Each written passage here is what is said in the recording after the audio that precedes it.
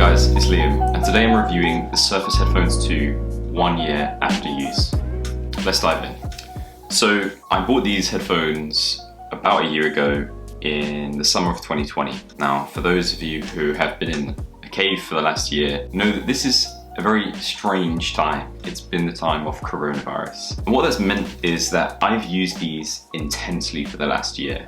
I've been using them to work from home and speak to my colleagues on Zoom every single day. I've been listening to tons of podcasts, to Spotify, and these headphones have been thoroughly tested. Now, the first thing to say is that over that time, I've delighted in the one thing that every wireless device owner really cares about, and that is the battery life. So the battery life for these is quoted as around 20 hours, and it's fair to say that that is sufficient. That means I'm charging it once, perhaps twice a week, depending on how intensely I'm using it that week. I'll preface my comments on the audio performance by first saying that I'm not an audiophile, I'm not an expert in audio. What I'm looking for in a pair of headphones at this price is clarity of voice when I'm listening to podcasts, good quality music experience when I'm listening to things like Spotify, and then finally the noise cancellation part is a big thing for me. When I'm commuting to work, whether it's walking or on a train, it's drowning out crowds of people, the humming of cars passing by, and I'm pleased to say that these headphones tick all those criteria. And whilst I'm not an expert in quality, you can definitely notice when you pick up and put in a pair of headphones that are maybe $15, £15, compared to these, you notice that difference in quality. And that's all that really matters for me, and I imagine most average consumers, that's what you care about. Okay, another major topic to discuss with these headphones is connectivity. Now, there's two parts to this. So the first is the ability of these Surface headphones to pair to multiple devices at one time. What that means is when I'm at work and I'm connected to my laptop, listening to, speaking to colleagues on Zoom calls or whatever, but when I'm not, when I come off that call, I want to listen to Spotify from my phone, or I want to answer a personal phone call or whatever. The fact that they can pair to two devices simultaneously means that transition between the devices and listening to the audio from which device is seamless, and that is amazing. And it was a big factor when buying these headphones last year, because the latest Sony model at the time could only pair to one device. I think that's since changed, but it's bonkers to me that you'd spend over £200 on a device that could only link to one device, right? It's 2021. People have tons of devices, not one. And so that is a big deal breaker for me if you can only pair to one. Right, the second great thing about these headphones is, yes, they're wireless, but they can also be plugged in with the handy 3.5mm jack. Now, why is that useful? Well, first of all, when you run out of battery, you can still use them. Easy as that. Now, granted, the battery life is super strong. It's rare that you're going to run out of battery when you've got 20 hours. However, in my experience using these working from home, spending a lot of time using them during the day at work, and then wanting to use them on video games in the evening, speaking to friends, that can drain the battery. That is an intense amount of use, 6-7 hours of use a day. And so what I actually started to do was plug in my headphones when I was at work, so that it's not draining the battery, because I don't need to be wirelessly listening to my colleagues at work or whatever, right? I'm attached to this desk to do my work. I don't need to be wireless, and it's not a problem. And I save the battery life for things that I want to use the wireless for, going outside, playing video, whatever.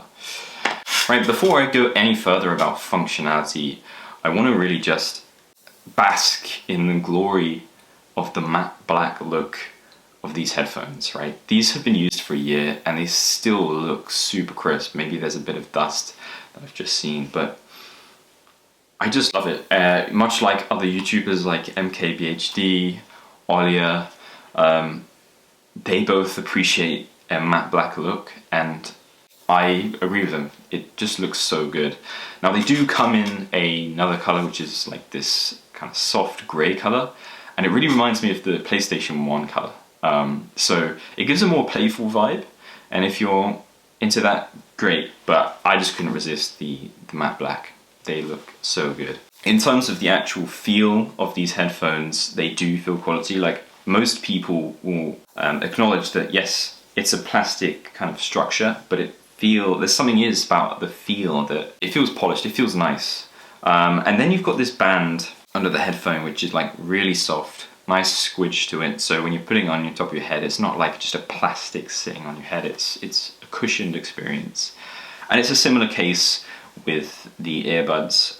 Like I'm saying, I've used these many hours, and it's rare for me to get that much pain, if anything, after really prolonged use. Okay, while we're on the topic of aesthetics and design, I want to call out the other feature, which is buttons. So there are actually two major buttons on these headphones, which are a circle button for the on and off. And the nice thing about that is when you turn it on, a light will indicate, which is nice to know that it's on.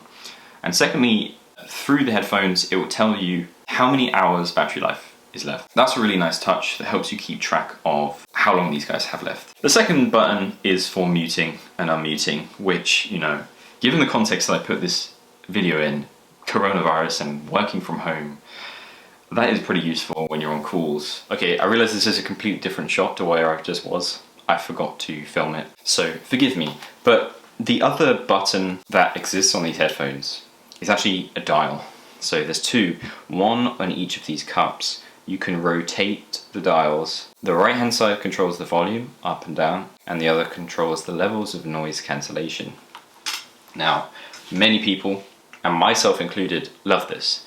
I don't know what it is about being able to increase the volume with a dial, but it just feels natural, and it kind of reminds you like a bit of a DJ, right? You want to just put your hand to your side of your head, twist it, and you're like, play the tunes.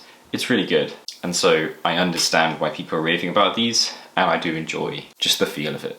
Okay, that's all of the buttons, but the remainder of the functionality sits on the outside of these earbuds, and they are touch gestures, or taps.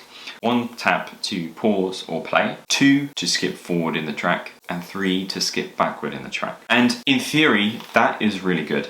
So I've previously reviewed the Jabra Elite 65Ts. Those headphones have a button instead of touch gestures, where multiple taps can mean different things. And I think that works really well. Like, you've soon mastered them, and you can just be tapping away and you know what you're doing. The problem with the touch gestures is it's inconsistent.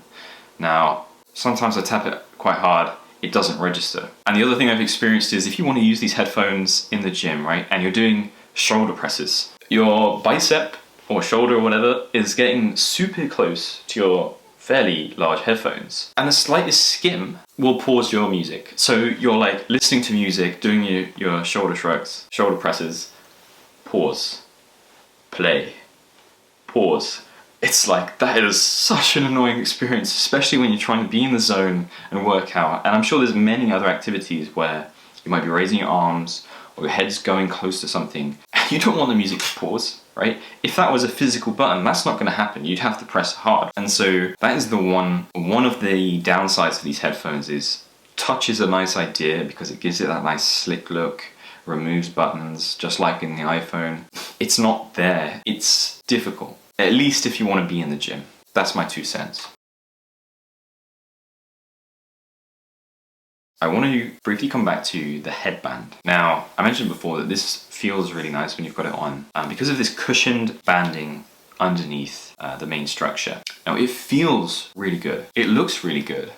But unfortunately, when I ordered the headphones last summer, after about 3 months or so, what I started to notice was the band was coming apart. So I'll show in the video here, but basically it's coming away from the plastic structure. And I ended up reaching out to Microsoft under my warranty and asking for a new product because, you know, you're paying over £200. You expect the structure, the material to stick together. That was no problems. I got the second set of headphones, which is the ones I have with me today. And initially it looked really good. The band looked much better sealed. Maybe they'd kind of acknowledged this is a product flaw, done some tweaks, I don't know, but it seemed much more tightly sealed and as if it wouldn't come apart. But lately, in the last few weeks, you know, we are now in March 2021, it's happened again. So the Surface Headphones 2 over the last year have been the perfect set of remote working noise cancellation headphones. The quality of both the audio and the design is top tier. I feel cool, I feel proud to wear these headphones both at home and out and about, and I've really enjoyed using them. However, despite all the good things that these headphones have to offer, I feel a little bit let down by the fact that these touch gestures just aren't consistent